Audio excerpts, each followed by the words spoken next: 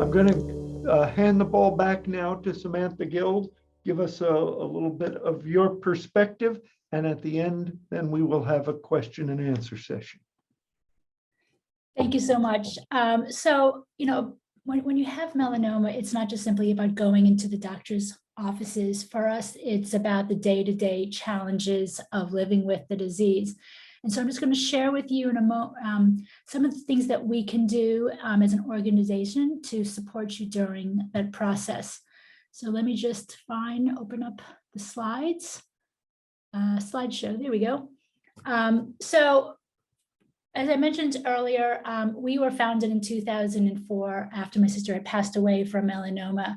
And so we have worked really hard to make sure that the information that we provide you is not only reliable, but relevant and current. And so we work with melanoma specialists really throughout the world to make sure that information is available to you.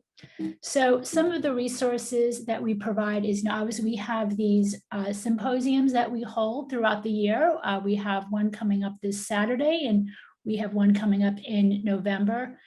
Very different, no two are alike. And so we want to make sure that, because melanoma has such an array of different topics, so we want to make sure we address all of them.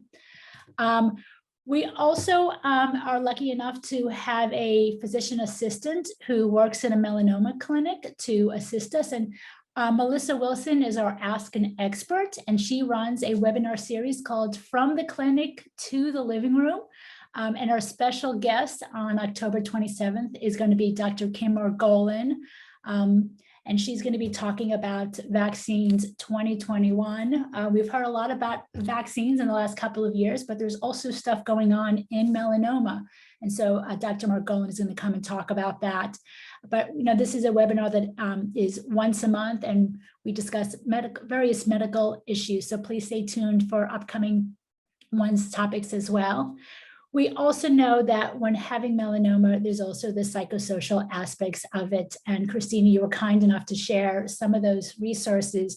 We have something called Beyond the Clinic, Living Well with Melanoma. He's at the beginning of each month, Dr. Lou, but he has as his special guest coming up on November 3rd, Dr. Deborah Segal, and she's going to be talking about coping with grief during the holidays.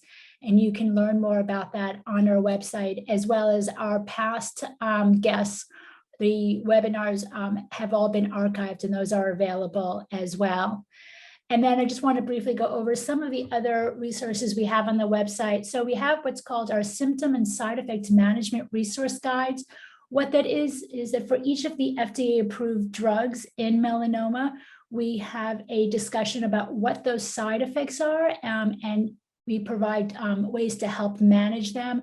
We strongly encourage you, of course, to bring those to your healthcare team so you could work with them. We have the video library of past symposiums, melanoma survivor stories. We discussed clinical trials. There was a lot of discussion about peer-to-peer programs. That's something that we do, not just with patients, but also caregivers and others who've been touched by the disease.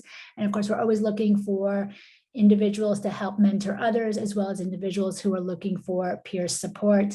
We have our Steps Against Melanoma walks. We're actually working with Moffitt for one in the coming up soon. They are currently virtual, but we would encourage you to check those out. And there are volunteer opportunities, and I mentioned our melanoma expert. So thank you very much for that moment and giving me an opportunity about talking about some of the ways that we can assist you. We encourage you, of course, to reach out to us. You can come to our website, you can reach any one of us, and we will do whatever we can to support you during your journey. Thank you.